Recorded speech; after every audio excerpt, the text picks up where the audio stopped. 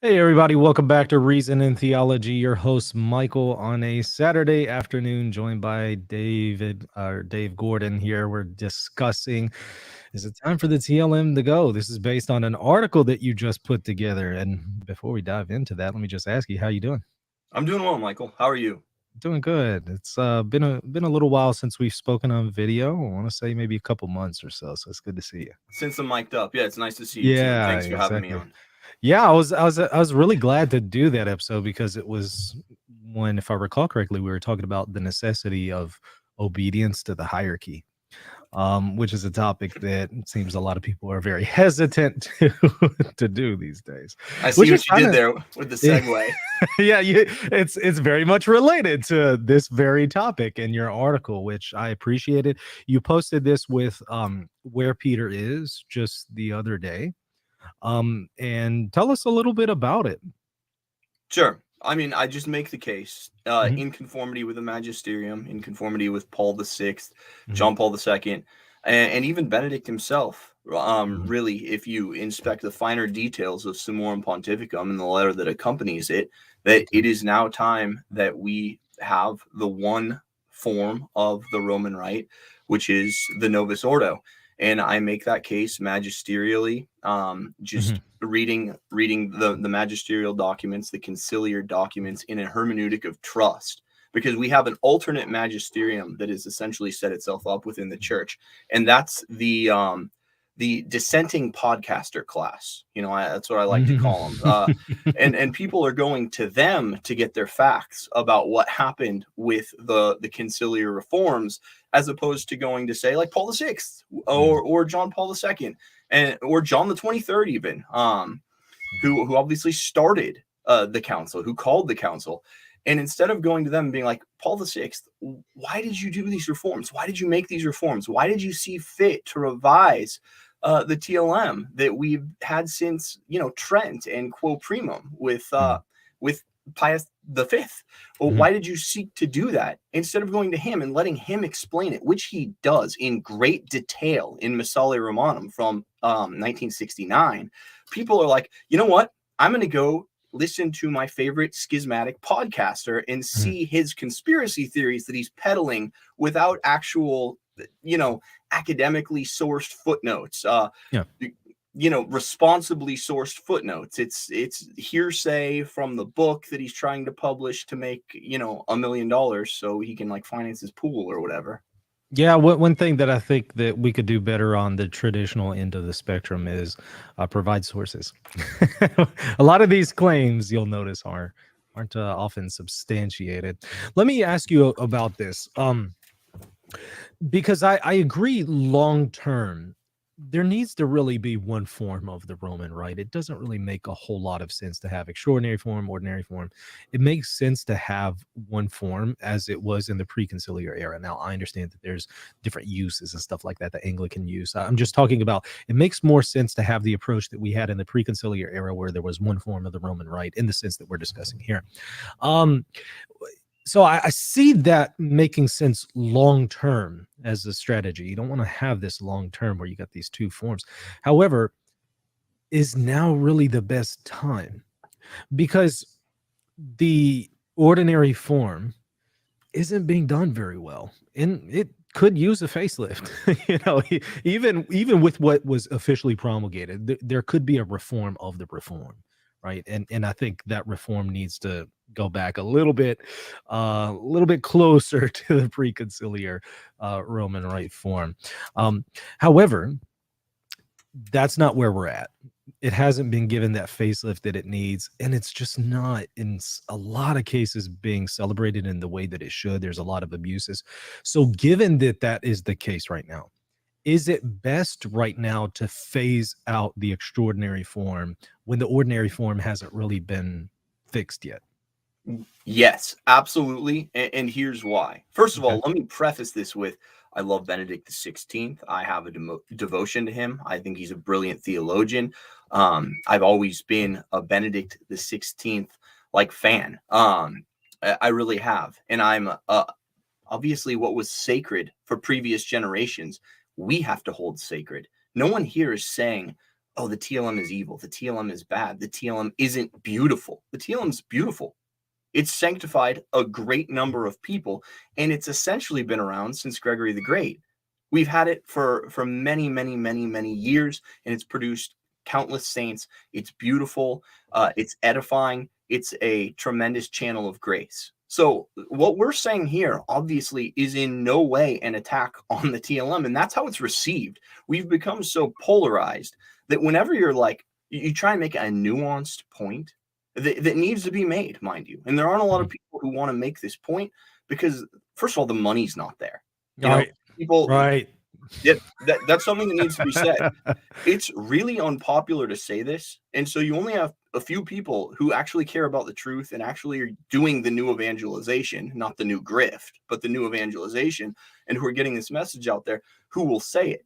But the TLM's a beautiful thing. It's just the church, in all of her wisdom, has said it needs to be revised for certain reasons.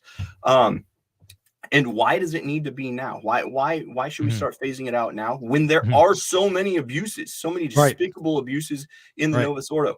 When what we have, what the instantiation of the conciliar mandate from Sacrosanctum Concilium has not been well rolled out. Why do we do it now?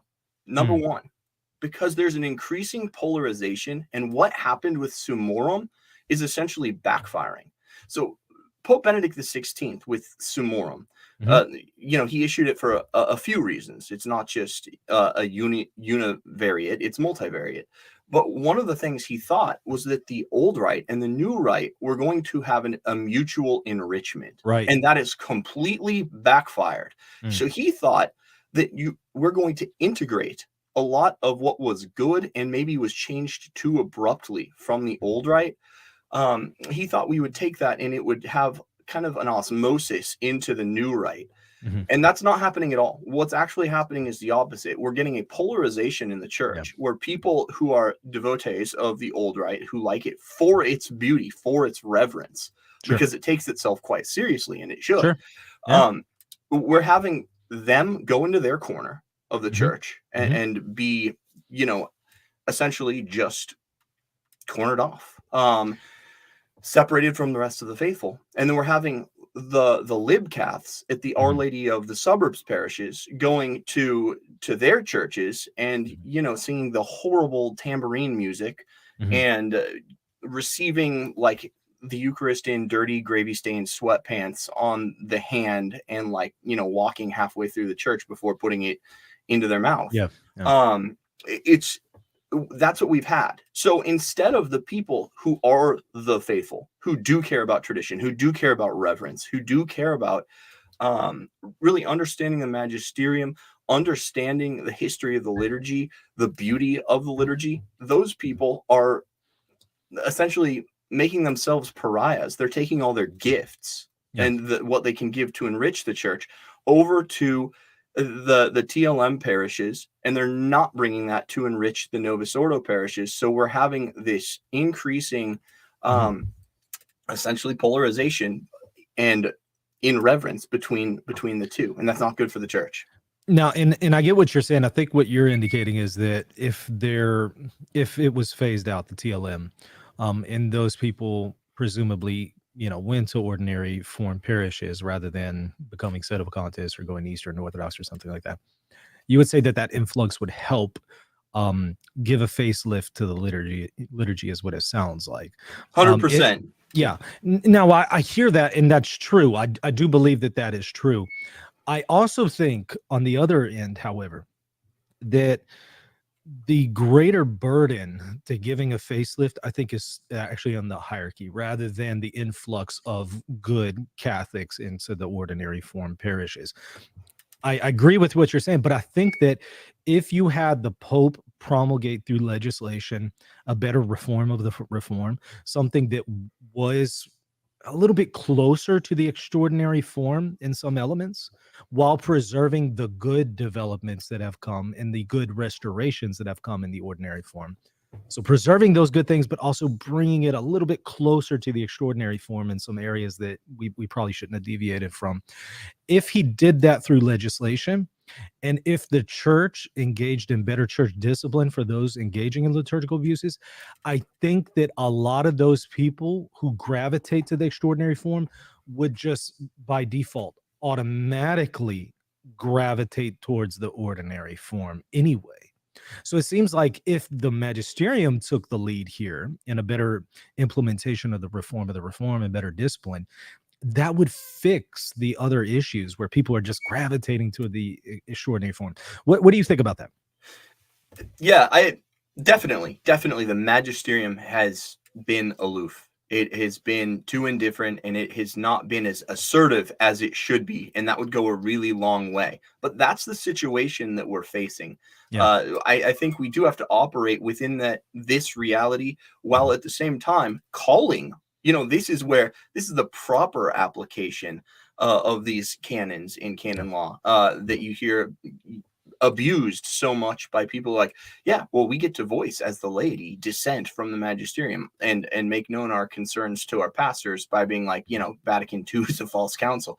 No. But here's where we actually get to do that. Like in support, in filial piety and filial reverence to Holy Francis, be like, Holy Father, please do something. And we have that mandate now. If you read the letter accompanying Traditionis Custodes, he's like, we have to also stamp out liturgical abuses. We have to he's given us that. Now it's like, okay, we assent to the first part of Traditionis. I understand. I understand the mind of the magisterium. The church in her wisdom has said that the liturgy does need an update. We need to get rid of accretions that are not of benefit to the faithful. We can't have them sitting there as silent spectators. We can't have them praying rosaries during mass, which has been specifically condemned by Paul VI. We shouldn't have that. We want them uniting themselves to the priest and offering in their own way as the laity, the body of Christ, up to the Father, and being in union with the congregation when they do that, because obviously the church is a corporate thing. We've lost that because instead of everyone's clutched their pearls and been angry about Traditionis Custodes on the fact that it's kind of clamping down on the TLM. What we've lost is the fact, and what we should be doing, which is saying, okay, Holy Father, I assent, but now you've called for a stamping out of the abuses in the liturgy, and we need to put our energies into that. One thing with the magisterium now is they're not leading, as you say. There is a space there. So much of the time our bishops are weak. So use that to your advantage and lobby them. The Karens are the squeaky wheels right now. I've been in church life. I've been an RCIA director at a very large parish, like 8,000 family parish. If you try and change something to make it a little bit more faithful, you have about 25 Karens lobbying the priest for you to be fired. Because you don't want the horrible Peter, Paul, and Mary ripoff music in the sacred liturgy. You'll get 25, boomer Karens that are lobbying for you to be fired and out on your butt in the cold when you have like a family of 6 to provide for. They don't care. But we need that with the actual faithful, the sensus fidelium, not the sensus like church carinium. We need, and we don't have that because those people have all siphoned themselves off. They're all the TLM. I get that. As far as the discipline is, the stamping out of liturgical abuses issue in Traditionis or the accompanying letter. When I read that, I was like, I wholeheartedly agree. Yes, let's get rid of liturgical abuses. But as soon as I read that from Pope Francis, I just thought, but the problem here is ultimately the hierarchy has to enforce that. The Pope needs to be enforcing that. The bishops. I mean, there are some things that we could do as laity, but there's only so much that we can do. And ultimately, this falls, I think, on the episcopate and the papacy to stamp out those liturgical abuses. And so when I see Pope Francis say, we got to stop engaging in these liturgical abuses in the Novus Ordo, I'm thinking, okay, but just saying that doesn't work anymore. People who are engaging in these liturgical abuses, they're not going to change just because they read that from the Pope. What it is they are going to continue to do this until there are consequences. It's kind of like if I just tell my kids, hey, don't do this, but I don't give them any consequences. they're eventually just going to start disobeying and continue to do it in spite of what I say, unless they know the consequences are coming. Now, And if with mine, it's even with the consequences. with the consequence, right? So, but but people are less likely to engage in liturgical abuses if they knew that there were severe penalties for the severe liturgical abuses. But there just aren't in many cases, and so, and a lot of those are situations that we as laity can't fix. Now, I agree that it doesn't necessarily mean that we then just completely abandon the ordinary form and just people should just go to extraordinary form parishes or something like that. I'm not saying that. I just do think that there's a huge responsibility here on part of the hierarchy. And I think this is where we can offer some charitable criticism to our shepherds. I think that there's some room for improvement here. In accordance with Canon 212, we're able to express that. It doesn't need to be in a way that is severe or disrespectful to their office as shepherds. Canon 212 is very clear. We have to be careful not to violate their dignity. But keeping those things in mind, if we do it properly, we're able to legitimately criticize these things. And so I agree with you. We need to be the squeaky wheel. We need to be doing these things. The problem is when I see laity expressing their concerns here, they transgress Canon 212. They don't do it in a way that is respectful to the magisterium and those who hold office. I suppose that's your impression as well. Yeah, 100%. I mean, obviously, we've got a problem. And that's actually part of what went into getting us Traditionis Custodes. The increasing unhealthy polarization and factionalism in the church actually got this for us. So if you want to really to blame somebody for, say, like, the, Summorum going away, for the Latin Mass being rolled back even more, the liberalization that was put out by Benedict being walked back and abrogated, Summorum, not the TLM. Blame Taylor Marshall. Don't blame the people who are just like, okay, well, this is what Vatican II actually called for, who are actually trying to explain the council. Blame the schismatics out there that are peddling their nonsense, that are dividing the church and pulling people away, who are putting out their silly theses that the church can't control her own liturgy, that the Pope doesn't have authority to change the liturgy. Blame those people who are making their quackery. They're trying to bring it to the mainstream, and to a certain extent, they've succeeded. We have podcasters going on 400, 500,000 YouTube subscribers that are getting mentioned in national media that are putting out quackery and theological junk food for a bunch of people who are more fans of Catholicism than they are practitioners of Catholicism. And it's become a problem, and the hierarchy has noticed. Yeah, I think you're right when you say that we've kind of done this to ourselves as just traditional Catholics. I think we have, because if we had not used the certain liturgical expressions as a rallying point against the magisterium and against the Second Vatican Council, I don't think we would have had Traditionis Custodes. But he explicitly notes in Traditionis Custodes in the accompanying letter that the reason why he's doing this is because people are using the TLM as a rallying point to dissent against the church. That's unfortunate. That's incredibly unfortunate, because I think it's misappropriating the TLM, and the hierarchy noticed and took this measure. We might say, some might argue that this is too harsh of a measure, but I also get what you're saying by, no, maybe this is the appropriate response. I get that. Nonetheless, the hierarchy has taken this approach, and it is within the authority and power of the church to do. What would you say, however, to those who say it's not within the authority of the church? There are some who say this. I think it was Peter Kwasniewski. Let me pull up some of my notes here. Here's what he said about the document Traditionis Custodes and the authority behind it. He says it's an error-ridden, this is a quote, error-ridden and canonically slipshod motu proprio, end quote. Another part, quote, a tyrannical use of power, end quote. And then, quote, how did we reach this point where instead of a pope who receives, guards, promotes, and hands-on tradition, we have a pope who has attempted to unleash a global war against Catholics?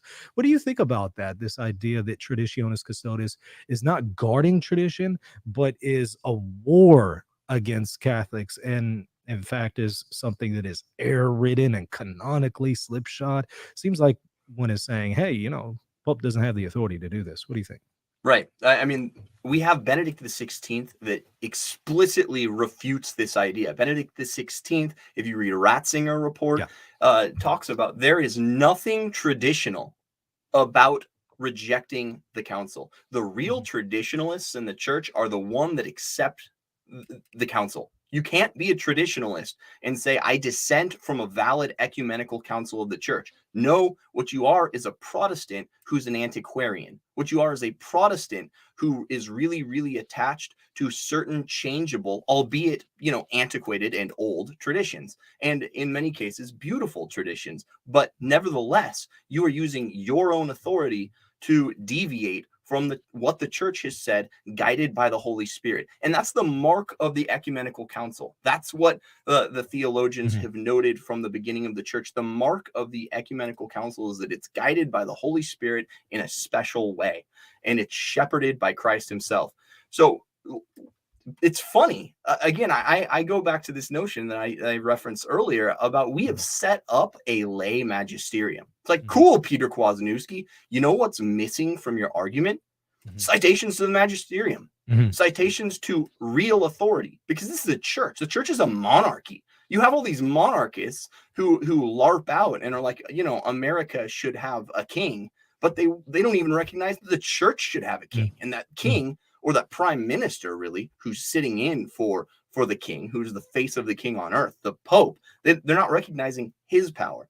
So what we have here is the church who says, look, Pius the Ninth, those who glory in the title of Catholic must not only be united to the Pope in matters of faith and dogmatic truth, but also be submissive to him in matters of liturgy and discipline. And of course, we have Pius XII, who teaches that the organization, regulation, and details of the liturgy cannot but be subject to church authority, since it is the priest chiefly who performs the sacred liturgy in the name of the church. And he writes an entire document on this, which is the most beautiful formulation of the church's really understanding of her power and her relationship with liturgy that in my opinion, has ever been penned. And he talks explicitly and at length with a great magisterial voice about the church's control over liturgy. So on the one hand, we have this unbroken line of popes that talks about the fact that the church has authority over her liturgy. Going back to the beginning, because even think about the missal, the TLM missal, the church has said we're going to have Eucharist in one form. We have they can change something that was instituted by Christ himself. Christ gave us the Eucharist under two forms, under the signs of bread and wine. But we're just receiving the sacred host for hundreds of years. The church has authority to change that, which harkens back to Christ himself. But people don't think that the church can have a sign of peace in the liturgy or take the sign of peace out. And by the way, the sign of peace, why was that taken out of the TLM? Because it harkens back to the early church, to the beginning of the church from the apostles. And you brought up an epic point here about communion under one kind, because this was one of the historical pieces of evidence that Catholics use to show that the magisterium has authority over the liturgical disciplines of the church. That was the example, because Anglicans and others were saying, look, you don't have this authority. Not all Anglicans, but some were saying, and some Protestants were saying, you don't have the authority to be able to restrict communion to just being under one kind. And the church responded by the fact that, yes, it actually does have this authority. Otherwise, it's completely subservient when it comes to liturgical disciplines, and that's just absurd. This Christ is Trent, gave right? the church. Well, this is just a little bit before. Yes, that's where I was going next. I mean, this point was being made a little bit before Trent, but it was especially also made after Trent and at the time of Trent as well. It's made in Trent, also at Vatican I. I remember I pointed this out in interaction with the Kwasniewski crowd, and all I got in response was, oh, people are just ripping magisterial statements out of context. But then I'm never told, well, what is the context that changes the meaning of these things? What did You Pius don't, the you, 12th when you he don't meant? get that, the real context that somehow overturns anything that I've Right. said. You don't get that. No, yeah, exactly.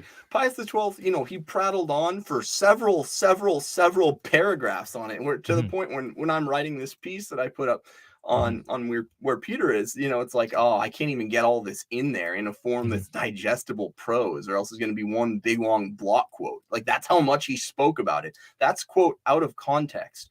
And Peter Kwasniewski and his really sycophantic, unthinking fans, who are keen to go along with his heresy, they're like, Peter Kwasniewski knows better than the Pope. Peter Kwasniewski, he said so. It's in his book. He cites Klaus Gamber. Like, big deal.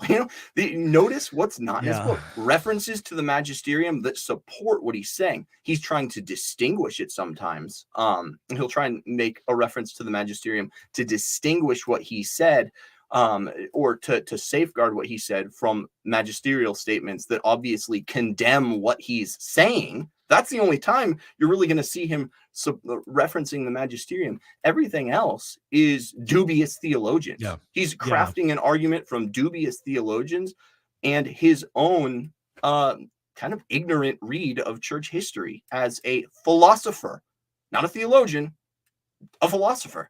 A philosophy PhD is telling us about liturgiology, which is a very specialized subfield of theology, which people, spend their lives preparing to go and do, learning all the ancient languages and getting this very specialized toolbox. But we just have a guy that was a philosopher who's now telling us about this very specialized area of theology, and no one questions it. Everyone just assumes if you write a book, you're an expert, or that you have the wherewithal to do what you're doing. So we have the Peter Kwasniewski, the lay magisterium versus what the church has said, what the popes have said, what the councils have said. And people, for whatever reason, are being like, yeah, Kwasniewski's got this. He's good. No. It seems that a lot of them think that it's ultra vires, right? That it's beyond the authority of the Pope to do some of these things, because they would say it's a departure from apostolic tradition. But I just find that interesting, since communion under one kind is a departure from apostolic tradition and practice. Right. It's a human apostolic tradition. And then all kinds of other things in the TLM fit that description. I mean, it's a departure from apostolic practice to deviate from communion in the hand. Now, I'm right there on board with everybody who's saying, look, the way communion in the hand is being done today is often very abusive to the Eucharist. Yeah, I'm right there with you. Right. But to just think that somehow communion on the tongue or some other form is apostolic practice is nonsense. It's not. It's a deviation from apostolic practice. It might be a good one. It might be one that's necessary in our time period right now. But make no mistake about it, it's a deviation from it. So how can we then criticize the Pope for allegedly going against apostolic practices when the TLM is full of deviations from apostolic practices? It just seems to be an inconsistent argument. Yeah, no, absolutely. I think you hit it spot on. I hardly have anything to add there. Yeah, if you look at what we have in the TLM, that's not the Mass of the Ages. You hear this preposterous phrase, and because people say it enough, when as we all have heard the Third Reich quip that if you tell a big lie often enough, it becomes the truth. The Mass was of it the Ages, Lefebvre who came up with the term? He's the first that I've seen who used it, but I don't know if he came up with it. I honestly am not sure of the provenance. All I know is it's achieved widespread circulation now, to the point that people are like, well, it's the Mass of the Ages, right? Why we're getting rid of the Mass of the Ages? That's evil. It's like, no, the first liturgy was Greek for 300 years. It's funny. Kwasniewski in his book says that one of the marks, essentially the essence, one of the marks of the essence of the Roman Rite is Latin. It's like, that the Roman Rite was Greek for the first 300 years. Right. This is a point that I've noted, and that is first century liturgies, often associated with Jewish rites. First century liturgies were radically, I'm not going to say substantially, but on the accidental level, radically different than what you have in the Missal of Pius V, for instance. Those deviations, those differences, those changes on perhaps an accidental level are greater than any of the accidental changes we see between the Missal of John the 23rd and Paul VI. Right. That's what just blows me away. If we think the differences between the Missal of John the 23rd and Paul VI, somehow this is a departure from tradition, if we think that, what is the TLM compared to the first century liturgies? It's radically different. People think, I guess, that the TLM just fell out of heaven, and the Missal of Paul V, you know, it just, if I'm sorry, Pius V, it just fell out of heaven. And this is what St. Paul was celebrating. Now, I agree, for all of the liturgies, across all of the rites, Eastern, Western, there's a substantial agreement. But there are significant accidental differences. And that's just, it's hard to deny. Once we account for that, and we then consider how all of our liturgies are significantly different on the accidental level compared to the first century liturgies, we then realize, okay, well, you know, some of the modifications that were made in the post-conciliar era, they aren't as radical as I thought. Maybe some of them do need to be critiqued and curtailed, sure, but they're not as radical as some of these other deviations that we've had. Any comments on that? Yeah, I mean, again, harkening back to the language thing, why do people think we have the Kyrie in Mass? Like, Kyrie is not Latin. Kyrie eleison is Greek, and it's a holdover from the original Greek.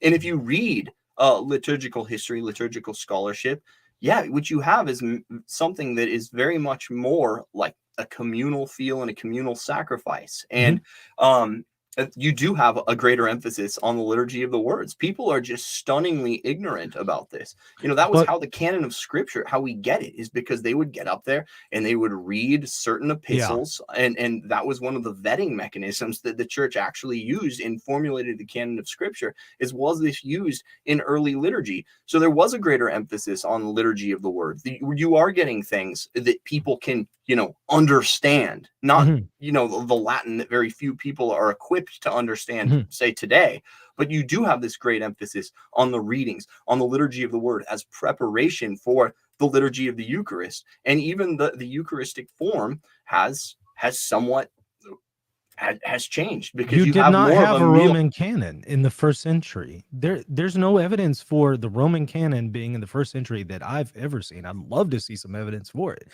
That'd be awesome, but I haven't seen that. A lot of our canons came a little bit later, and it seems that the canons that were being done early on were just kind of extemporaneous. Sure. Well, definitely. And with regard to the Roman canon, you know, people have tried to make that like the end all be all, essentially, of the Roman Rite. Yeah. And there's great backlash to the fact that we now have 4 anaphoras, right? I mean, I'm sure you've heard that quite a bit. Sure. And if you, again, read Paul VI, let him explain. Liturgiology, liturgical sciences have come a long way. We have stumbled on many other rites, many other anaphoras, many other Eucharistic prayers that will enrich the Roman Rite today. So we see it as beneficial to integrate those into the reform of the liturgy. And that's why we now have four anaphoras as opposed to just the one. Now, let me say something about that. In theory, I don't have a problem with various anaphoras. I mean, even in the Eastern liturgy, we have several anathemas, just even in the Byzantine tradition. That's what Paul VI points out. Yeah, and I don't have a problem with that in theory. I'm just thinking, like, right now, when so many people in the Novus Ordo aren't really connected to their historical roots in the Roman Rite, just in practice, I kind of feel like if Roman canon number 1, the Roman canon number 1, if that was our focus, that would give a little bit more continuity. And maybe later we can explore with some other canons, but is that the best thing for right now? I don't know, just because I've noticed that so many are not connected to the history of the Roman Rite in the way that the Novus Ordo is being celebrated. And so I just kind of think prudentially it might be best to just restrict ourselves to Canon 1. And then later on, whenever we get a little bit more stability, sure, then we can consider other canons. But that's just a prudential opinion on my part. Obviously, the magisterium sees different, and I recognize it has that authority. I might question some of the prudence of it, but I obviously I submit to the magisterium at the end of the day. Sure. No, and I get it. And the Roman canon does have great antiquity and special use, a special place in the Roman Rite. No one denies that. But one thing is, it's not great said out loud. There's not a great thread of continuity. Remember, we're talking about liturgical formation, and liturgy being the privileged place of catechesis for the faithful, which is in the catechism. That's what the catechism teaches. The church, with an eye towards instilling a greater understanding of the faith in the people, has come along and been like, well, various anaphoras can be a place of catechesis for people. And the Roman canon, although it's beautiful and it's historical, it doesn't shine in that regard. That's not why we necessarily there's no explicit epiclesis in it either, which I think is unfortunate.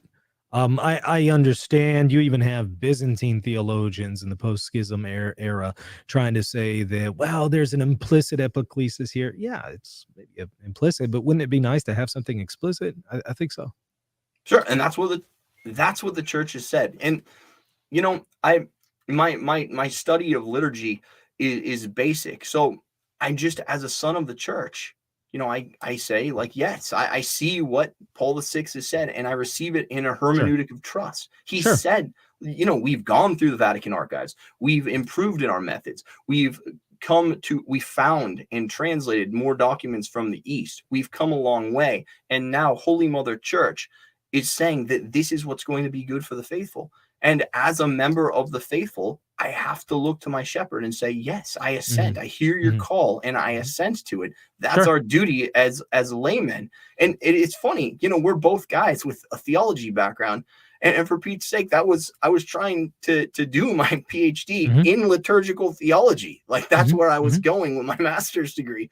And I'm still saying, like, I don't have facility to be second guessing this. But then we have the guys with the philosophy degrees who are loudmouths on YouTube calling into question, all of what the magisterium has said. It's preposterous. The authority of the magisterium. Yeah, it is preposterous to think that the church does not have the authority to make these changes. Here's one question that I have for you that I know a lot of people are going to ask. They're going to say, look, I'm on board with Sacrosanctum Concilium and the things that are in there and the proposals for the modification of the liturgy and the reform. I'm on board with that, but that's unfortunately not what we got with the post-conciliar reform of the liturgy under Paul VI and Bunini. What would you say to people who level that argument? Well, to a certain extent, I guess I can see some of that. There is a greater call for, say, Latin in the retention of Latin and chant, Gregorian chant, organ, retaining pride of place. As far as the actual rubrics of the liturgy, I think they're pretty close to what was called for. I think they're a fairly decent expression of what was called for in Sacrosanctum. What people are objecting to is the spirit of irreverence that they're seeing as an essential part of the Novus Ordo, which it is not. What they're objecting to is the loosey-goosey with Latin. We'll get like a couple Latin phrases in a Novus Ordo if we're lucky, although Sacrosanctum says that Latin is to be retained. And, probably what the council had much more in mind is that we're going to get a vernacular readings, which, by the way, I went to Easter, the TLM Easter Vigil High Mass like 2 years ago. And, I didn't hear all the beautiful readings. And I was like, oh, dang it, they're not going to do it in the vernacular. That stinks, because I was looking forward to hearing all of salvation history recapitulated in a quick nutshell. But we're not getting the Latin where we should, and the council did have much more in mind that we would have a retention of that. And we're not getting Gregorian chant. We're getting horrible Peter, Paul, and Mary ripoff music like Bob Dylan, but except with holy lyrics, with the sacred lyrics.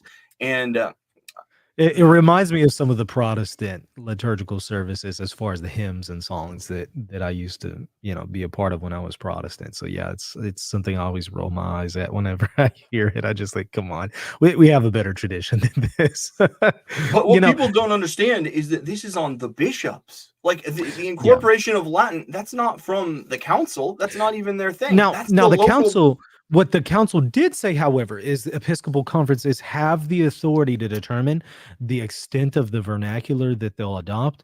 And it just turned out that pretty much all the Episcopal conferences went with a pretty much majority, if not all, vernacular. We might critique that, but I do think that is rooted in the council as far as an option. We might critique it and say that, well, maybe that wasn't the best decision. But again, it's the decision that the council fathers chose. And again, many of those council fathers were then the same ones who went for the implementation of the vernacular in these Episcopal conferences. So that's exactly where I was going with it is, I mean, don't blame the council. People are seeing what we have now, and they're seeing the abuses, and they're saying, oh, that's Sacrosanctum Concilium. That's a fault of the council. That's a fault of the document on the liturgy. And it's not. What it is the fault of your bishops, and they're not implementing the council properly. Same with all of these little accidentals. People are assuming that the accidentals that they're seeing that they don't like are the essentials of what is called for in Sacrosanctum, and that's a fundamental error. What we're seeing, it's really not being implemented faithfully. All the abuses, all of the guitar hymns, there's nothing in Sacrosanctum Concilium that calls for that. It calls for organ. When's the last time you heard organ at Mass? They see just a phasing out of Ad Orientem. Well, why is Ad Orientem phased out? Agreed. Sacrosanctum doesn't call for that. I see zero good arguments for versus populum. I don't understand. Now, I'm not saying it's evil, it's somehow sinful. It's not. The church is allowed for this, and that's fine. But I just think that why? There's no good reason for this. I don't get that. But here's some important distinctions I think most people fail to note, and I try to bring them out. 4 distinctions. There's a difference between what the council called for and some distinctions within what Bonini and his concilium, and Paul VI actually gave us. The missal itself objectively considered. And then 4th, how it's celebrated in practice. There's distinctions there. How it's celebrated in practice is not the same thing as what the rubrics actually call for. And what the rubrics actually call for might, to one extent or another, actually deviate from the intention of the fathers at the Second Vatican Council. Now, it is within the authority of the church and the Pope to determine, okay, here's the direction we're going to go with these things. Thus, when he promulgated, that is Paul VI promulgated the missal, even if there are some deviations that it took from the council, the Pope has that authority. He has that authority to alter some of the disciplinary practices, even if it goes against some of the disciplinary decisions that a previous council decided. Might we say that might not have been the best move? Yeah, sure. I think so, given the fact that this was just a few years prior to the council and we're trying to implement the council. Probably not the best idea. But does he have that authority on his own as the Pope? Yes, he does have that authority. So if we're making those proper distinctions, I think that we'll then see, okay, well, all right, it's not the fault of Vatican II. And also, I can't say that this isn't something within the authority of Paul VI. And I also can't level all of the abuses onto Vatican II or onto Paul VI. Yeah, no, absolutely. And here's something that needs to be done. You have to confront these guys, the ones that are saying that, the Pope doesn't have authority to alter the accidentals of liturgy. He's bound by, quote, like the insensate organic development. I would love to see them. Well, here's what Pius XII says. It's not on you as an individual or a member of the laity to say this. You have no authority to do that. It's the supreme pontiff alone. Exactly. You disagree? Yeah. And then let's hear. No. You don't have an explanation. How about this? Yes or no? Do you disagree? Do you disagree with what was written and promulgated by a pope in Mediator Day? Do you disagree with the Pope? You're in dissent. You're dissenting from the Pope's ordinary magisterium, which is again in a very high magisterial voice. The fact that he dedicates an entire document to this thing, and he's just repeating what is honestly infallible by means of the ordinary magisterium that's been held through the ages by everyone, that the Roman pontiff has authority over the liturgy. But here's how they'll couch it. They'll point out, well, the Pope is subservient to sacred tradition, and therefore he can't depart from some of these practices. But that would then equate some of these practices to sacred tradition. Now, I know that that's not everybody's critique. Some are a little bit more nuanced than that, but that is a popular one that we tend to hear. And I'm just saying, wait, if those are departures from sacred tradition, how much more has the TLM departed from sacred tradition and deviating from first century liturgies? It's a selective memory. It's right. More. Now, I don't think any of this. I don't think that we have departed from sacred tradition at all. I don't think we departed in post first century liturgies. I don't think we've departed from sacred tradition. I don't think in the post-conciliar, pre-conciliar era, the TLM or the Missal of John the 23rd or Paul the 6th, I don't think that we in the Catholic Church have departed from sacred tradition. I don't believe we have. But so many people are equating these liturgical practices as deviations from sacred tradition itself. And I just want to say, no, I think we need to get back to basics on what's the difference between sacred tradition, divine apostolic tradition, versus maybe human apostolic tradition versus ecclesial traditions and disciplinary traditions and stuff like that. So once we start making those distinctions, then we can kind of see, okay, well, yeah, this is in the authority of the church, even if it wasn't the best necessarily the best decision. That's where I think the battleground is. I noticed I had a conversation with Timothy Flanders on this very topic when Traditionis Custodes came out, and he equated the sacred tradition that Nicaea II in the Seventh Ecumenical Council on icons, he equated their comments that they spoke about on sacred tradition there with the liturgical disciplines of the TLM. And I just wanted to say, wait, they're not the same thing. But he points to them being discussed elsewhere as part of tradition. Yes, but a very different kind of tradition than that being spoken of at Nicaea too. And so, again, once we're aware of those distinctions, I don't think we're going to conflate the terms, and we'll recognize conceptual differences, and we won't fall into those pitfalls. Sure. Now, what you mentioned development. What some are going to say is, but shouldn't we have an organic development? You know, with the Missal of Paul the 6th, they're going to say we didn't get an organic development. We got just papal legislation. Now, I think it was a brilliant point that Father Kappas, in one of his interviews with Matt Fradd on Pints with Aquinas, pointed out that this concept of organic development, when we speak about organic development in relation to the TLM, that includes a lot of papal legislation. There was a lot of papal legislation behind the TLM that wasn't this organic development that we think about. So he had this offhand comment where he mentioned something about, well, unless you want to consider papal legislation a part of organic development. I just thought it was brilliant because it points to the fact that we think that in the pre-conciliar era, there was just this organic development, and we'll try to proof text Benedict XVI for it and try to say, and that is opposed to papal legislation, such as Paul VI and his reform of the Missal.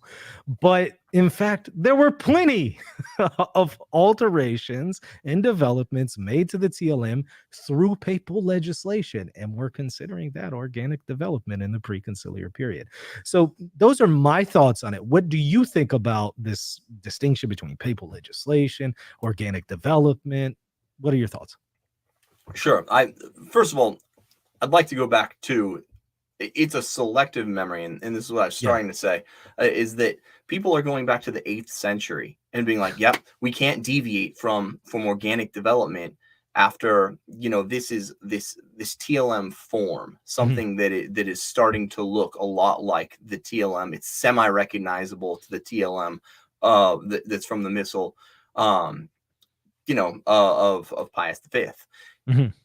it's really selective memory, because you think that all came about by what you, in your lexicon, in your popular understanding of what the word organic means, not as a term of art in liturgical theology, but in, like, if you go to Merriam and you look up organic and you're applying that definition to what actually organic development would mean, it's impossible to get from the earliest liturgies of the apostles to essentially the liturgy that we have for the TLM. You know, there were many times where you have the magisterium, through its authority, intervening and honing for the benefit of the faithful, either adding or subtracting, supplementing or deleting from the sacred liturgy, sacred disciplines, things for the salvation of the faithful.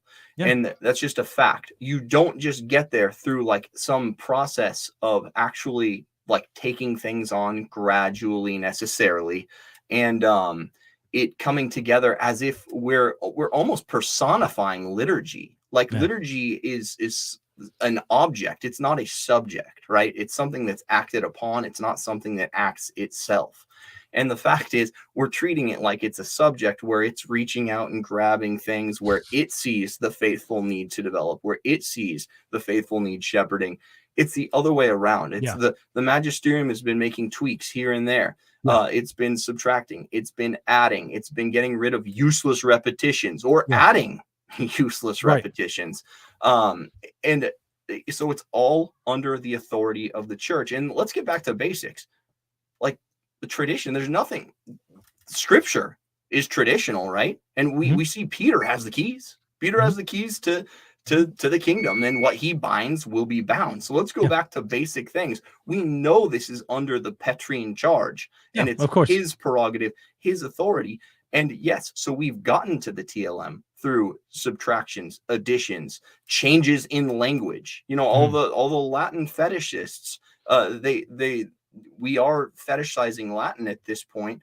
What about Greek? Because that was the language of the early liturgy. Would you have been aghast in clutching your pearls when we changed from Greek to Latin? Now, I'm not saying we shouldn't use Latin. We should. It's deeply rooted in the tradition of the Roman Rite at this point. But these are all things that were changed on the authority of the magisterium. So it's very selective and essentially time cut off argument to be like, well, the church doesn't have this authority. It does. And the changes that we see from the Vitus Ordo to the Novus Ordo are relatively small compared with the changes that you have from the year 1 or year 100 to year 800. It's relatively small. Right. Yeah. You know, another curious part to organic development, we hear that, we should have an organic development of the liturgy as opposed to papal legislation. I want us to just think through that for a second here. Organic development, one feature of that was, at least in the preconciliar era, not only papal legislation, but also local churches having authority over the liturgy and the freedom to exercise local customs and practices that they can come up with. Now, think about that. Do we really want people in the church today to have local customs and that kind of local freedom over the liturgy to insert new local customs? I'm sure Father Flager would like that, you know, Chicago. When we talk about organic development, that is one component that led us to the TLM, local customs that develop locally, because they had local freedom over the liturgy. Do we really want that today when we're calling for organic development? I don't know. I just want to stick with papal legislation compared to some of these parishes and dioceses. I don't want them having freedom over the liturgy. No telling what we would get at that point. Yeah, no, that's absolutely right. And it's something that needs to be said also is you go back to Sacrosanctum Concilium and it's section 23. They do call for the reformation of the liturgy of the Roman Rite. That is an organic development, but again, that is according to the Roman pontiff. That means what he says an organic development is. That means like the church is taking notice of certain issues that are either benefiting the faithful or hurting the faithful, and is changing the liturgy, tweaking the liturgy in accordance therewith. That's what organic development means. It doesn't mean that somehow you just have to get where the liturgy is again the subject and it's kind of changing itself, or the tweaks are necessarily small. People are reading organic development to mean small tweaks, and that's not necessarily what it is. It's not going to, you're not going to organically develop getting rid of certain repetitions, or having a lay faithful who is not praying in unison with the priest throughout the liturgy and offering up the sacred body and blood of Jesus Christ as an offering to God the Father. You know, and their minds are elsewhere, that they're on their private devotionals, which is a huge problem that the church really wanted to guard against during liturgy. And you're not going to get there and kind of change that mindset based on some organic development. It's organic development does mean the pontiff is changing this. The church is calling for these changes in accordance with what they've observed is either harming the faithful or hurting the faithful. And this can take the form of additions or deletions. And Pius XII makes that really clear in Mediator Dei. You mentioned something in the article. I want to shift gears here. You mentioned this. This is a quote from the article. Quote, "If the church clamps down on the TLM, I'll simply turn to the Society of St. Pius X." End quote. Not you. You're not the one saying that. That is what you're saying. Some people are saying, if the church clamps down on the TLM, I'll simply turn to the Society of St. Pius X. I'm sorry. The way I set that up sounded like you were saying, no, you were saying that some people are saying that. Here's my concern. I've heard that a lot, but I want to know, in your experience, have you heard that just from a few, or have you heard that from a lot of people? It's quite a bit. I mean, again, anecdotal evidence, always take it with a grain of salt. I tend not to trust it because it's also, good statistical method is you have to get a representative sampling, and doing like polling is very difficult. But within traditionalist quarters, the argument is disgustingly frequent. And obviously, a lot of this is social media, and you get some of the most radicalized, angry people. They kind of congregate on social media, like it's what they do. So a lot of this is coming from social media. So I take it with a grain of salt. Although I've heard, I would go to the Latin Mass some. I run in traditionalist circles. So I've heard things like this. It's not just on social media. I've experienced it firsthand. I do hear it all the time, though, on Twitter, for example. In the article, you said, why don't you just go to some of these local TLM parishes and listen to the conversations? You're going to hear all kinds of people advocating for schism, sneering at the Novus Ordo. You brought out some of those things. That's certainly been my experience. But what we often hear is, no, that's just limited to a very small group online. No, I don't think so. I think that there's actually a lot of people on the ground level who share those kinds of sentiments. Well, what you hear, maybe, and I could go either way on like numbers. I would say it's a sizable minority of people who might say something just questioning or dissenting from, say, the magisterium. It's not all. It's not everybody. Yeah. It's a sizable block. I would put it in the minority, but you will hear, I promise you, bring up something like the church's teaching on no salvation outside the church, even Catholic relations with Jews. You're going to hear people calling into question the conciliar documents and things that even go back to the early 1900s, not just the conciliar documents. You will hear open questioning of that, and open sneering and open defiance. As far as like people who might say, I'm actually going to go to SSPX chapel if they were to fully restrict the TLM, that's definitely there. You have to be blind to say this. And to say that element is not there, you have to be willfully blind. And it's become one of those talking points, one of those bits of conventional wisdom that's just strictly not true, to say that those elements are utterly fringy. No, that's not right. That's why we got Traditionis Custodes, is exactly because those elements can't be fringy by the numbers. You can't have this huge economical segment, right? We have this large section of the Catholic economy that is now the dissenting podcaster class, entertaining people.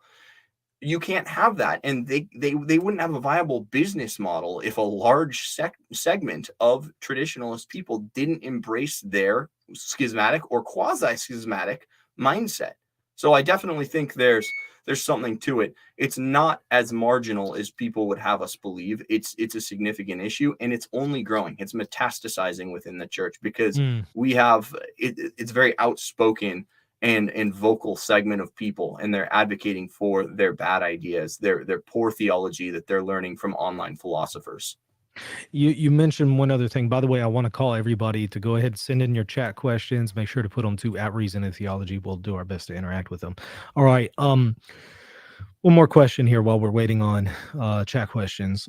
In the article, you mentioned something to the effect that the TLM is being used to, quote, lure the faithful away from the Novus Ordo, end quote. I do think that that's true, but what would you say to those who say, well, okay, well, what's the problem with that? What's the problem with luring people away from the Novus Ordo? We're luring them away from liturgical abuses and stuff like that. What would you say in response? Great question. I'm really glad you asked that, actually. And there's something I think that no one's pointing to here. First of all, the reason, let's be quite clear. The reason that people are gravitating towards the TLM is a shelter from the awful, heinous, wicked abuses that are so common at the Novus Ordo, that people are taking shelter at the TLM. It is not because people are well-versed in liturgical theology and ecclesiology and are making intelligent decisions about when to fall in line with a conciliar mandate. That is not it. It's ridiculous, asinine notion to think that people...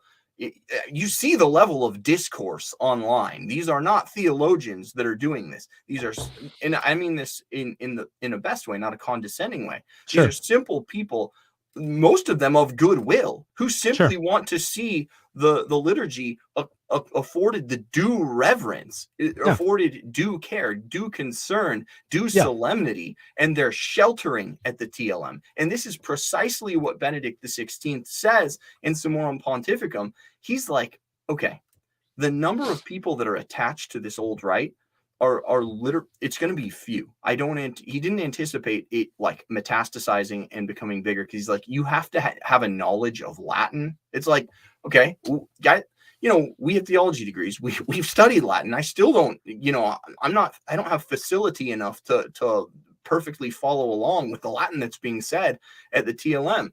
He's talking about people that were formed and probably have taken Latin since, grade school, have a pretty good understanding of what's going on. He didn't mean people who are not, he wasn't giving this out for people who have no facility in Latin, who have to be schooled up on it to go take shelter at it, in order to know what's actually happening at the altar. That's not why this was given. So people are sheltering here, away from abuses. It's not because even necessarily a preference of that liturgical form, and a preference for whatever doxologies and liturgical prayers and customs take place there. That's not it. Yeah, I think a lot of people are just fleeing liturgical abuses rather than gravitating towards a liturgical preference. I would even caution against those who come to the Byzantine Rite just to flee away from the Roman Rite. I don't know if that's the best reason, at least as far as actually becoming active and transferring, but that's a whole different subject. Here's something, however, related. Should we get rid of the Anglican ordinariate? My opinion on this is no. However, the ordinariate liturgy, which I love, and I think that we need to see the Novus Ordo celebrated that way. My thing, however, is I don't think it should be classified under the Roman Rite. It just doesn't make sense. It's obviously a Latin Rite tradition, but I wouldn't put it under the Roman Rite. It doesn't make a whole lot of sense to keep it there. I think it would make sense to put it in its in a different category, so that when we're speaking of the Roman Rite, we're not talking about various forms. We could restrict ourselves to one form once again, and then we can speak of these other rites and other classifications. That's just my opinion. I could completely be wrong about it. What do you think? Well, Benedict XVI says that Catholicity doesn't mean uniformity. And when he says that, he's not speaking, within necessarily the Roman Rite. He's speaking about the church. It's beautiful that we have various rites within the church as expressions of, unique peoples, unique locales, traditions, and customs that are good and could be, baptized into the church. It's a beautiful thing that we have many rites. Pius V in Quo Primum, though, says it's advisable that in the Roman Rite we only have, let me find the wording, one expression of that Roman Rite. Let me see what he says. It is most becoming that there be only one rite for the celebration of Mass. So all these people who try and throw Quo Primum and Pius V in your face, no, like, now, yes, I'm fully supportive of the Anglican ordinariate. But within the Roman Rite, I think we have it on good authority that there should be one expression. Yeah. Here's a related question with Quo Primum. I get it all the time. I have multiple videos where I've responded to this, but here's the question. We in the chat have been talking about the anathema of Quo Primum. Any thoughts on this? Yes. First of all, get this book right here, which you actually cite in your article. The Pope, the Council, and the Mass by James Locutus. He actually has a specific chapter devoted to that question. Long story short, the disciplinary decisions of Quo Primum and the anathema attached, the anathema applies to people other than the Pope. The Pope has the authority to reverse Quo Primum, and Pius V himself would have recognized that and did recognize that another Pope does have the authority to reverse his disciplinary decisions there. It's just that nobody else has the authority to reverse. No bishop, no council apart from the Pope has the authority to reverse Quo Primum. But guess what? Pope Paul VI did reverse parts of Quo Primum. He specifically cites Quo Primum in his Apostolic Constitution, promulgating the Missal of Paul VI. So he's well aware of Quo Primum. He specifically cites it in the opening, and he does so in an Apostolic Constitution, which is the exact same magisterial authority of Quo Primum. So you can't, as a pope, bind successor popes to legislative disciplinary decisions. No pope can bind a successor pope on those matters. The only thing a pope can bind successor popes to is something related to faith and morals in a definitive context. So something that's ex cathedra by a pope, no successor pope can reverse that. They're bound to what their predecessors did bound.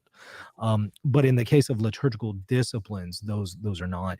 And again, Pius V himself recognized this, and there were plenty of changes that were made that deviated from the Missal of Paul V in the pre-conciliar era after, Pius V. And what Locutus will do is he'll go over examples of changes that were made. So nobody understood Quo Primum to be entirely irreformable. Those are my thoughts. What do you think? Yeah, I mean, when I hear that argument, I don't know how much time to even devote to it because it's so preposterous, and people generally don't even take it seriously. It's like one of those things that people can throw up on a screenshot on Twitter and be like, "See, told you, bro." But it's not. It's hardly worth even addressing. I didn't know it was widespread enough, but it's so ridiculous because here's what's happening. At Sacrosanctum Concilium, we have 2,147, bishops saying yes, giving their assent, voting on this document, and you have 4 that say no. And but the Pope. Exactly. Notice what didn't happen. No one was like, "Oh, we don't have authority to do this because Quo Primum." Right. Pius V and his immediate successor tweaked things Yes. that would be otherwise banned by Quo Primum under the reading of Quo Primum that were given by modern traditionalists who were taking it out of context. Moreover, it's exactly what Michael said. And, I can tell you this from a legal background because a lot of these principles, by the way, these canon law principles have made their way into the old American law system. But what somebody binds at one level can be unbound at the same level. It's a legal axiom. Everybody knows this. It's commonsensical. It's like saying, well, President Obama put out an executive order, so President Trump is bound by that. It's like, I'll just write a new executive order, and you can do that, notwithstanding some of the administrative hiccups that are endemic to American law. But yeah, you can do this. What's bound at one level can be unbound at the same level. Obviously, we can't do that with infallible doctrine, because that's owing to a divine truth, and we don't have divine, authority over something that's written by God, over something that's in the mind of God. But on these disciplinary levels, that's so I've never even engaged with the argument too seriously. It And comes I didn't up a lot, though. That's what just blows me away. And it's just like, man, this thing was put to death by Locutus ages ago. Can we stop resurrecting bad arguments? I think that thing was already destroyed with this book, but it's being resurrected. I don't know. Here's another one from me from John L. Can we stop calling these two forms, the TLM and the Novus Ordo? Look, I mean, I would hope that we could. I tend to use those terms for accommodating purposes. I don't like traditional Latin Mass as the term. I have that in the title because that's what people are going to identify it as. But I don't think that that's an accurate term. I think it's a misnomer. But I am not going to make the distinction every single time and qualify it and say the Missal of John the 23rd with certain revisions. I'm not going to go. I'm just going to use what people call it. I'm not going to refer to Paul VI Missal, in the third edition by, Benedict the 16th. I'm not going to call it that. I'm going to just say Novus Ordo, even though these are terms I frankly don't prefer. What do you think? Yeah, same. I don't like traditional Latin Mass because it seems to give, it's the Tridentine Mass. That's what it is. Let's call it the Tridentine Mass, not the Mass of the Ages, because that makes it sound like it's been around, basically perpetually from the apostles. That's a lie. It's not the traditional Latin Mass because it has no monopoly on tradition. And that's what's at play there. Well, this is the Mass, if you like tradition, that you'll go to. No, there's again nothing traditional about being heterodox. There's nothing traditional about defying the magisterium. It's traditional to accept the magisterium and ecumenical councils. If you don't accept ecumenical councils and their mandates, you are not traditional. So I don't care for the title. For the moniker traditional. But you know what they're going to say? They're going to say, well, the Novus Ordo is a protestantized Mass. You get that a lot from the SSPX and now non-SSPX circles. What would you say in response to that? Well, I mean, in what respect, I would say, because there's such a thing as parallel evolution, for one. Just because things evolve in a certain direction, and that's the term, parallel evolution, doesn't mean that there's a causal link between those things. So the fact that we are now having more emphasis on liturgy of the word, and really all Protestants have is the written word, as we know. It's a book worship cult. Since there's greater emphasis on the liturgy of the word, that's Protestantizing it? I think not. I think it's the liturgy of the word has always been an essential element of the Mass, although it wasn't always necessarily called the liturgy of the word. But the readings, that goes back to the apostolic days, and it was something that was emphasized greater in the early church, and it's good for the faithful. Again, liturgy is the privileged place of catechesis. It's great for the faithful to be hearing the word of God, making them ready to receive the body and blood of God in the Holy Eucharist. So that's a great thing, and it's something that we stepped away from a little bit, that needed to be brought back through organic development, and we got away from that. So, and how about with regard to the Eucharistic sacrifice, having it under both forms? Well, that's really apostolic. That is apostolic. Yeah, that's something apostolic. It's not something that we did as a concession. It's like, why did we get away from that in the first place? It's a great thing to receive under both forms. It more closely signifies the separation of Christ's blood from his body, and it calls the faithful to think on that sacred mystery, the mystery of Christ's death and past. Mm-hmm. So I Yeah. guess what regard, Michael, would be my question to them. Yeah, I hear you. And just to add to that, here's why I come in from more of a Byzantine preference position. And I want to say, look, in the post-conciliar era, we're trying to return back in the Roman Rite to some apostolic practices such as communion under both kinds. Wonderful. Let's also apply that to chrismation of infants. That's also an apostolic practice. Let's get back to that one in the Roman Rite. That's a whole nother one. Chrismation for infants, communion for infants. That's another one. But that's where I come in and just say, yeah, let's keep going. Let's go all the way. Here's one from Dwight Schrute. Mike, a while back, our local bishop refuses to allow ad orientem in any Latin for Novus Ordo, while the diocese 2 hours away allows it. Any thoughts? Yeah, I mean, that's unfortunate. First of all, I still, to this day, as I said, I don't understand good arguments for versus populum. Again, it's within the authority of the church to do it, so I don't think it's promulgated anything evil or sinful. I just wonder, what's the advantage here, as opposed to the apostolic human practice? I don't believe it's an apostolic divine tradition, but I do believe it's an apostolic human tradition to face east liturgically when praying, and even Benedict in his Spirit of the Liturgy recognizes that. So it's like, why did we depart from this apostolic practice unless there was a really good need for it, unless like the salvation of souls needed it? But I can't think of any good arguments for the salvation of souls to do versus populum. So I kind of question that. So I think that's unfortunate that a bishop would restrict things to versus populum, and 2 hours away you got a diocese who's doing something different. Yeah, it's inconsistent in the Roman Rite here, might we say, but we even have various rites in the same diocese. You got Byzantine Rite, you got Roman Rite. So yeah, we do have a liturgical diversity, but those are diversities between rites. I'm not so sure that we should have that kind of significant deviations and differences within the Roman Rite or within just one rite. Those are my thoughts. What do you think? Yeah, obviously, I'm with you. I see no benefit to versus populum. Ad orientem is the tradition. Obviously, we should pray with the priest towards the tabernacle, face one direction as we look, obviously symbolically, for the coming of Christ, and keeping that eschatological mystery before our very eyes. It's a better practice. I do think there was some mischief, obviously, with the introduction of versus populum. It's not something that, again, was a true organic development, if we're going to use that term. It was something that was very much, I think, introduced by modernists in the church, possibly for more nefarious purposes, although I'm not, I think there's something to that.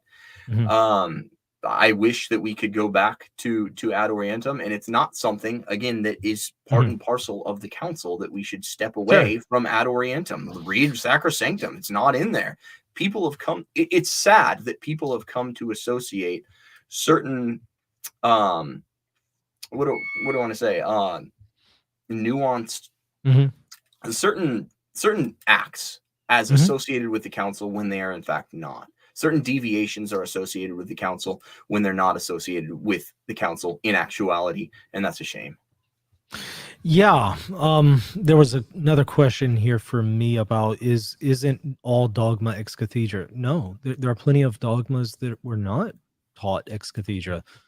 You have Trent, for instance, plenty of dogmas being taught there in the canons of an ecumenical council, and yet those aren't ex cathedra. They are backed by the authority of the successor of St. Peter. They're cum petro et sub petro, but they're not ex cathedra teachings. They're definitive teachings of an ecumenical council. Looking through the chat here, a lot of comments, very lively. Here's a super chat. Why are folks placing not just the third secret, but a specific interpretation of the third secret over the continuity of the papacy and the magisterium? Well, it's a little unrelated to this topic, and I'm actually going to have a show tomorrow with Kevin Simmons, who y'all know is an expert on the question of the third secret and issues related to Our Lady of Fatima. Perhaps we can discuss that then. Let's see. Why do I think that, or why do you think that versus populum is so important in this liturgical debate? Ratzinger Benedict spent decades trying to overcome the misinformation about ad orientem. Anything to add to that? What, or do we kind of already cover that? I mean, I think it's been well covered. Yeah. Yeah. Yeah, I think so as well. See, making sure I'm not missing anything else here. Any other points that you wanted to add while I'm looking for questions here? Let's see. I'm trying to think about the most contentious things. Number one, if you are a son of the church and assent to the magisterium, you are not a modernist. Do not let the traditionalist narrative brainwash you or make you second guess yourself. You are never a modernist for stepping in line with the church. As a matter of fact, Yeah, it's modernist to not go with the church. exactly. And we're not winning this battle, Michael. We're not winning. We're not taking the narrative. The narrative is being spun by people who are acting in a capacity hostile to Holy Mother Church, and we have to take back the narrative. That's a good point. Here's a question for you. Which books would you recommend to best understand the history of the Roman Mass, its development, and how it fits with the developments made by the Mass of Paul VI? Any recommendations offhand? I think I have one right here. Let me pull it up. And while you're pulling that up, one that I recommend is Jungmann. Now, Jungmann obviously wrote that prior to Paul VI, although he does offer some commentary in that Vergrimler commentary series on Sacrosanctum Concilium. But I think if you just read Jungmann, you would see the lyceity for so many of the things that we have in the post-conciliar era. You would also see this mass of the ages notion isn't really tenable. You will see how much the Roman Rite has changed in a lot of areas that you might think could not have changed. Sure. I think my book that I was going to recommend is in my car, but I believe it's just called History of the Liturgy. Author name escapes me now. And of course, this dives into some of these on the side, the Pope Council and the Mass, which you obviously had earlier. Very good. I hear, I think his grandson said that they're going to be maybe reviving it in a new edition. They need to, because it's so weird. It's like we entered a time warp, and all of these arguments and the Pope, the Council, and the Mass by Locutus are being resurfaced. And so all of the responses that he offers here, I think, are applicable. Let's see. So is the consensus people that attend the Tridentine Mass are heterodox? No. What? Emphatically no. Like, let it be said, emphatically no. You're allowed to attend the TLM now. I'm just saying, here's what I was going to say earlier. I lost my train of thought a bit, and this is a point no one's making. You have to understand that going to the TLM is a concession in the post-conciliar age. It's a privilege that the popes, out of fatherly clemency, have given people, so that they're feeling jarred now by somewhat abrupt changes, somewhat abrupt developments, and certain people found that off-putting and jarring, and the popes have said, we're going to, as really part of our fatherly duty to you, we're going to give you this privilege of going to this old rite, which is, and I think this is going to cause a minor stir, but which is inferior to the new Mass. The Reformed Roman Rite is superior for our times than the TLM is. So the fact is, people who go to the TLM have to understand that because of their personal preferences, which Holy Mother Church is trying to accommodate, they are choosing to go to what is an inferior liturgy for our times, that is not developing them, that is not imparting all of the gifts that Holy Mother Church in her wisdom wants to impart to the faithful, which in theory should be at the Novus Ordo. Now, obviously, there's a trade-off, because some Novus Ordo masses are so poorly done that what is good from the council is all but lost in them.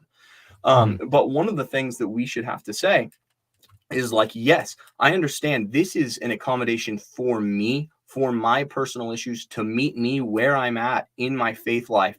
but I'm being given access to this thing that is inferior for this day and age, for my spiritual development. But as a clemency to me, I'm being given this.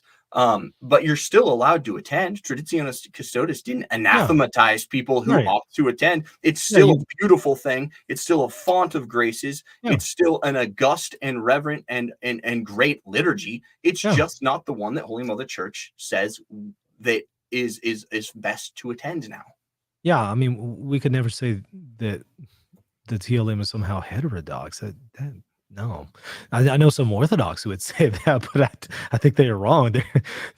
For Catholics, no, I don't think that anybody of any rite can ever say that one of the rites of the church is heterodox. No, I already know this is going to be brought up, so let me just go ahead and preemptively address it for the millionth time, because it's brought up literally every single time I comment on issues related to the liturgy. There's always that ignorant person who comes along and says, "But Michael, if the Pope were to do these things to your liturgy, you would be saying," stop it.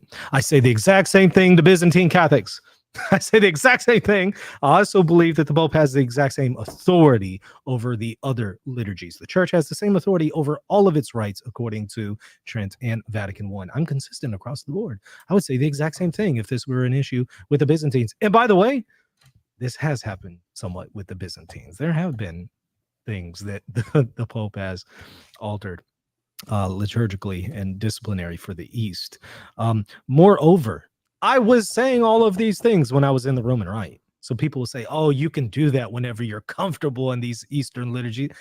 I was saying this when I was in the Roman Rite. Please stop it with the really bad arguments. I know they're going to come up, so I'm just preemptively addressing them here. All right, rant off. Here's a super chat for you from Mason. For those who would go to bat for the TLM in response to the abuses they note in the Novus Ordo, wouldn't another solution be to fight the reform of those said abuses? Can you pull that up one more time, Michael? I was sure. reading the bottom line. Sure. So for those who go to bat for the TLM in response to the abuses they note in the Novus Ordo, wouldn't another solution be to go to bat for the reform of those said abuses? That was what we covered earlier a bit. Like, yes, we need the faithful, zealous people in there that are going to go to their priest, not with the bad ideas, not with the church Karen ideas, but with the good ideas, and say, "Hey, we sung, let's go make a difference today." Or we sung "On Eagle's Wings" today, and it's horrible. It's awful. And it actually hurt my ability to pray. Or, this year I went to the Easter Vigil Mass, and they had like a boomer bongo circle at the end. Goodness, and it was terrible.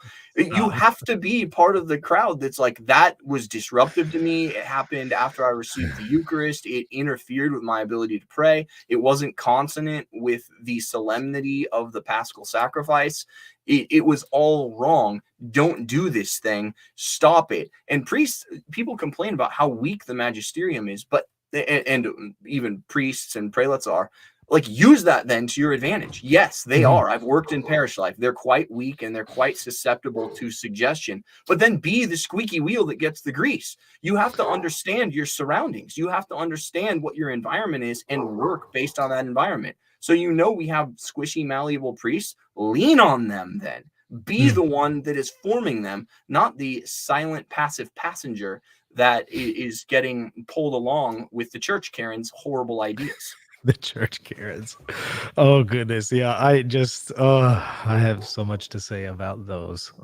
Man. And then those what's another one image that comes to mind here in relation to this discussion is extraordinary ministers of Holy Communion with Grover shirts. I think that was the one thing that TLM said that I really could resonate with. I think he had a story about how he went to receive the Eucharist once, and the extraordinary minister of Holy Communion had a Grover shirt on. I'm just thinking, oh gosh, come on, y'all. Let's step it up, and let's also use extraordinary ministers of Holy Communion only in extraordinary circumstances. Just saying. But it should just be summary execution at that point. Look, like, bring back the burning of the stake. That's what you get.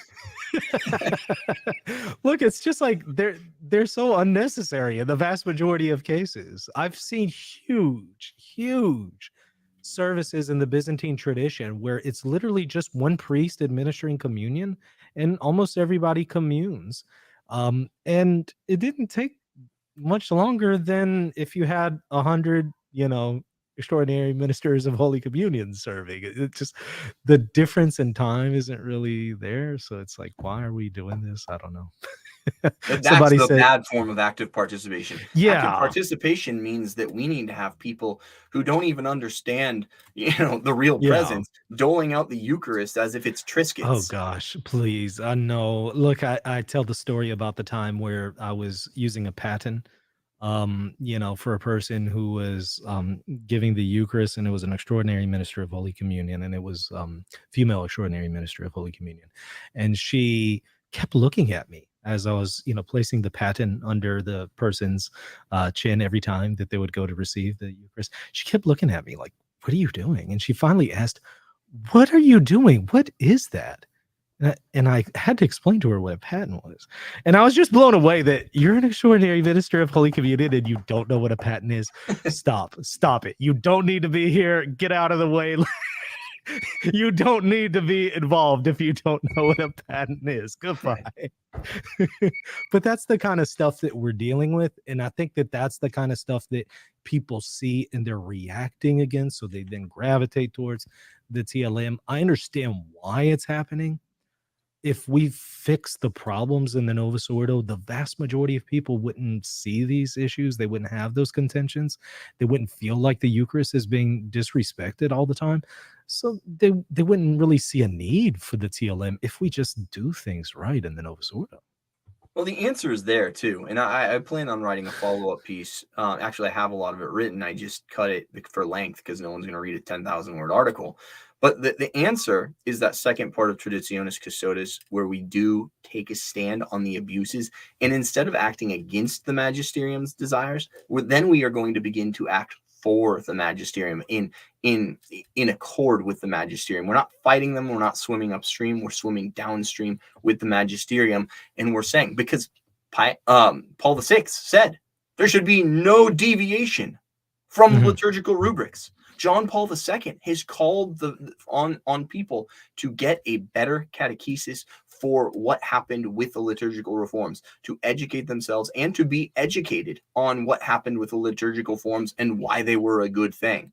Benedict, they've all spoken out and condemned any kind of liturgical abuses. There is a long litany of papal statements and papal documents and CDF documents condemning any liturgical abuses. And this goes through John Paul II, Benedict, Pope Francis. It's out there. Now, as you noted, Michael, they've been a little hands-off, or a lot hands-off, in regard to actually using their authority to be like, okay, priest, you did this, you're in church jail till the end of your days. They're not doing that well. But the fact is that there is a call, there's a clarion call that's been sounded by the magisterium to root out the liturgical abuses and to purify the Novus Ordo. And that's our mandate now. That is our mandate. It is not to fight against what was given to us by an ecumenical council. Yeah, it reminds me a lot of Protestants who just fight against the magisterium. I'm seeing that within Catholicism. Here's one that boils my blood. I know it's asked in good faith, so I'm not saying the person boils my blood. The question boils my blood. Is it a mortal sin to receive communion in the hand? Oh, how can the apostolic practice and the dominant practice of the first millennium, the venerable practice of the first millennium, how can that be a mortal sin? This is when we go too far. Is the way that communion in the hand often done today not good? Yes, I say that all the time. I've seen people walk away with the Eucharist. I've had to chase people down. I've seen I've seen people, still have particles and stuff, and they're not cognizant of that and attentive to that on their hands after receiving communion. And yeah, I think that that's a problem that needs to be addressed. But the practice in and of itself done properly is not a mortal sin. It's not a sin at all. It's a venerable tradition from the apostles, and it's the dominant practice of the first millennium. Now, there's going to be a bunch of ignorant people who send me a litany of spurious quotes in the comment section that I've answered a million times and shown how many of them are spurious. And I show how many of them go against the actual primary sources that we have in the first millennium. So let me preemptively address the million people who are going to send me those spurious quotes. Stop using spurious quotes. Look into your sources before you copy and paste them in the comment section. Odds are you're quoting me a secondary source that does not exist in the primary source data. And if you don't know the difference between primary and secondary sources, you probably should not be commenting on this subject. I'm just saying, don't put anything in the comment section if you don't know what I'm talking about. Good point. I want to, because I was going to say that earlier with, again, going back to some of these tomes where you have against the magisterium. It's like, well, there's a footnote here, but it's footnote laundering. Just because there's a footnote doesn't mean it cites to something reputable. I could draw up a perfect Chicago Manual of Style footnote and cite the National Enquirer, and it wouldn't be worth looking at. You actually have to look at the footnotes in, say, Kwasniewski to be like, this is not good.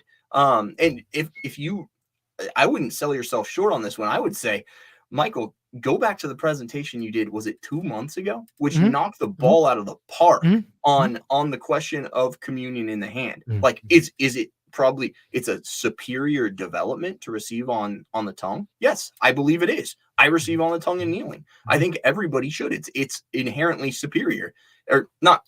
At least it's superior for reflecting for our current situation, right?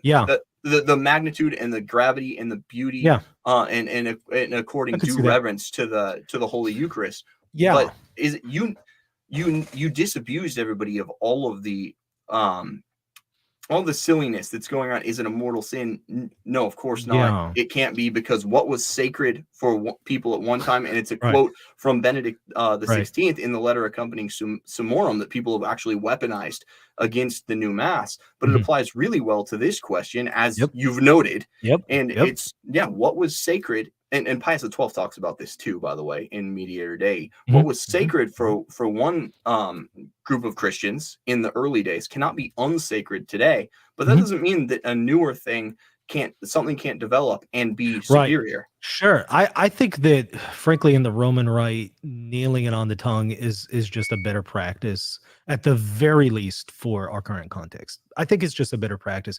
And in the Byzantine tradition, I obviously prefer the liturgical spoon over any kind of communion in the hand.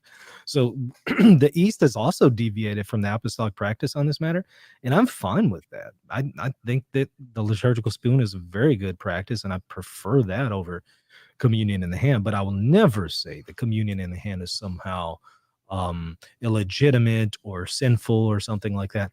What blows me away is they continue to share these spurious quotes over and against the actual primary source, the abundance of primary sources that show the first millennium practice was communion in the hand. And there's going to be a million people who try to say, but it was a different kind of practice. Please stop. I've addressed that in previous videos, but no, there was no uniform way of receiving communion in the hand in the first millennium. Somebody will say, well, they used a liturgical cloth on their hand. Some women were required to use a liturgical cloth in some remote parts at very select periods in church history in the first millennium. That's very isolated cases. So one can't say, well, it was just done so differently than it's done today. Not exactly. Some differences were, however, that they would actually take the Eucharist in the early church and mark their eyebrows with it and their mouth with it, and all kinds of other things that I just kind of think, I don't know if that's maybe the best practice, given that particles fall and stuff like that. But what's curious is people will tell me, oh, the Sixth Ecumenical Council said that you can't have communion on the hand. It's funny that Trullo attached to the Sixth Ecumenical Council, and there's a whole debate on its reception in the West. But those canons that do not conflict with the Western tradition were eventually accepted from Trullo in the West. But Canon 101 explicitly says the opposite, and explicitly says that one should only receive communion in the hand because you're made in the image of God. And some golden receptacle, receiving the Eucharist on some golden receptacle, that's not made in the image of God. So they thought it was profane to receive the Eucharist on maybe a liturgical spoon or something. Obviously, the East departed from that. So I don't necessarily agree with the canon, but I get what it's saying. But that just goes to show you how people will cite quotes, from the Sixth Ecumenical Council, when in fact the exact opposite is true.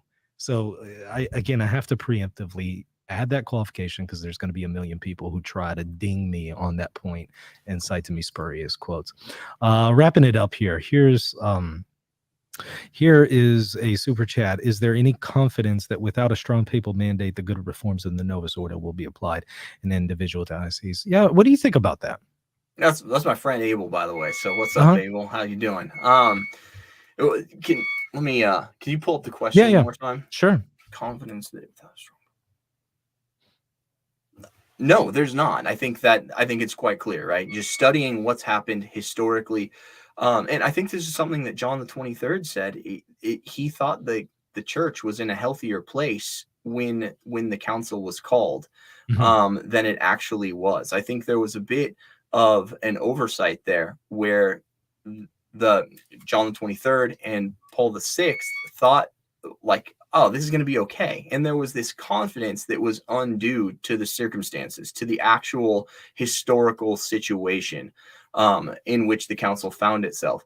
And there was a lot more faithlessness and heterodoxy than people actually thought, because the very thing that the council was called to stamp out, because the church was reading a sign of the times, this marauding secularism, this tendency for this humanism had taken root in people's hearts and minds already to a great extent. So especially at the beginning of the period of reforms and the beginning of the implementation of the reforms, we need strong papal input, strong papal oversight, to make sure that the medicine that the church has prescribed for the faithful, which is this new liturgical rite, can actually be doled out the way it's supposed to, and not be mixed with a bunch of things that are going to muddle its efficacy. And that hasn't happened. So I do think that more, and you were saying this before, Michael, towards the beginning, I just do think that the popes have been a little remiss in looking over things and policing things and how they're rolled out. There's a comment here. All super chats being read and acknowledged, but not mine. Did you send them during the Q&A portion, or did you send it way earlier in the show where it gets buried and I don't see it in the comment section because you sent it way before I asked for comments? So just asking. But if you can maybe restate your question, please let me know. All right, I think we got to the end of them there. Any concluding remarks, and also put in a plug for anything that you're working on that you want to make us aware of? Yeah. In conclusion, I think to just bring around full circle is the church, through the power and under the guidance of the Holy Spirit, has said this in an ecumenical council, that certain things have to be changed in the liturgy. And I'd like to rattle off a few of these, because people are like, well, what actually was supposed to be changed? What did the council have in mind when it was giving this mandate? How about revise liturgical texts and rites so they express more clearly the holy things they signify? Hey, that sounds really good. Revise and simplify the rite of Mass so that the nature and purpose of its parts are clear, and so that devout and active participation is fostered. That sounds really good. Nix elements that through the years were added with little advantage to the liturgy or that are redundant. That sounds really good. Restore elements that suffered injury through the accidents of history. So restore elements that, in a certain sense, maybe didn't develop so organically. That sounds great. Open the treasures of the Bible more lavishly to edify the faithful, and draw up a new rite for concelebration. These things all sound really good. Who could be against that? And this was done under the auspices of the Holy Spirit, under the guidance of the Holy Spirit. Why are we fighting these things and clinging to, and this is what Masori says in Ratzinger Report, it's really eloquent, pining like widows and orphans for a liturgy that people only knew in its last and exhausted phase. Why are we doing that in the face of the mandate of Holy Mother Church, under the guidance of the Holy Spirit, what they have given us? We shouldn't be doing that. What we need to be doing is being good sons of the church and saying, yes, I assent. I recognize this. I understand. I have faith. I have faith in the Holy Spirit. I have faith in God that he is guiding his church. I have faith in the popes. I believe what the popes are saying. I'm not going to receive what they give me in a hermeneutic of suspicion. I'm going to receive what they say in a hermeneutic of trust. That's what we need to do as the faithful. And they're to recognize, as Ratzinger does, that there is almost as much trouble in the church from the right as there is from the left. Look, orthodoxy is what we need, not traditionalism and not progressivism. We need orthodoxy. And by the way, orthodoxy is traditional. We have the monopoly on that. Just be orthodox and cling to what Holy Mother Church tells you. You're not going to outsmart the Holy Spirit. You're not going to outsmart the Pope. You're not going to outsmart the liturgists of the church. And certainly some guys sitting behind, a webcam with philosophy degrees speaking against what Holy Mother Church is saying, they're not going to outsmart the church. They don't know better. I've seen, a lot of the show preparations, like 5 minutes for these guys. Like, give me some clickbait title. I'll prepare for 5 minutes, and then I'll go, bloviate about it and give mindless speculation, which people are going to take as gospel. It's been really destructive, and it needs to go. I appreciate you coming on and doing this. Very helpful. I recommend everybody go and read the article. I put it there in the show notes, so certainly go and check it out. It's at where Peter is. But again, just click on the link and go and read it if you haven't already. Once again, thanks for coming on. Put in a plug for I think you also have a channel too on YouTube, by the way.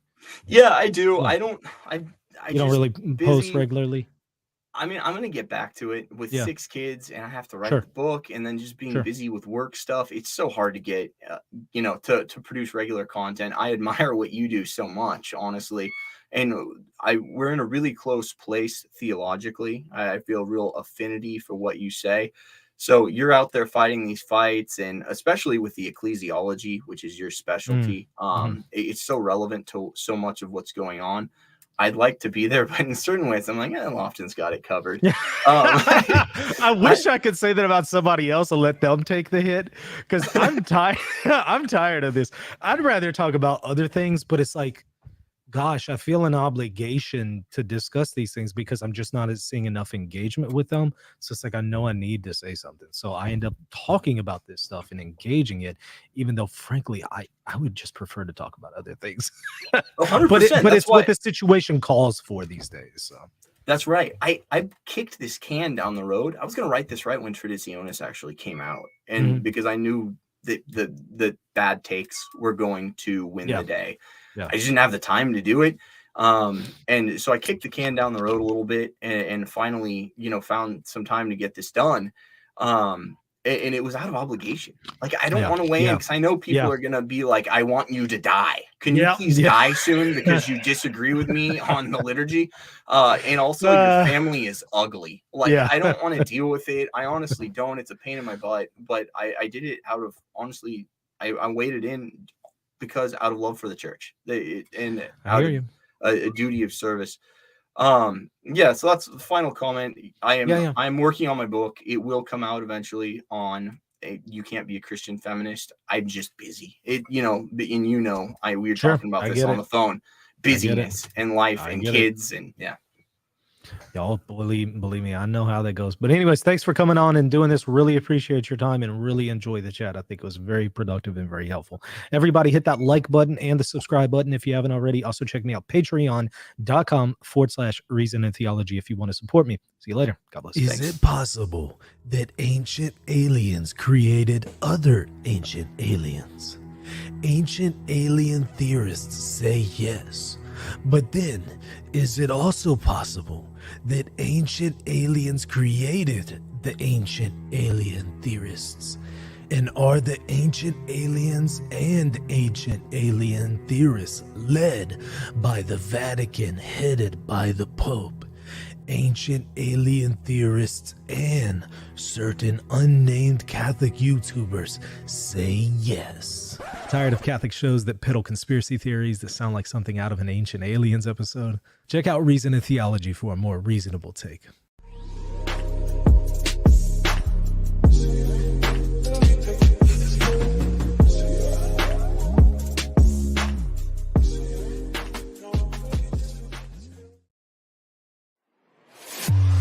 If you're looking to buy or sell a home, office, or any kind of property anywhere in the world, you're going to want to call Real Estate for Life, and they're going to connect you with a Catholic agent. Now, that agent will donate a portion of their commission upon sale, and Real Estate for Life will donate 75% of that gift to a pro-life organization at no cost to you.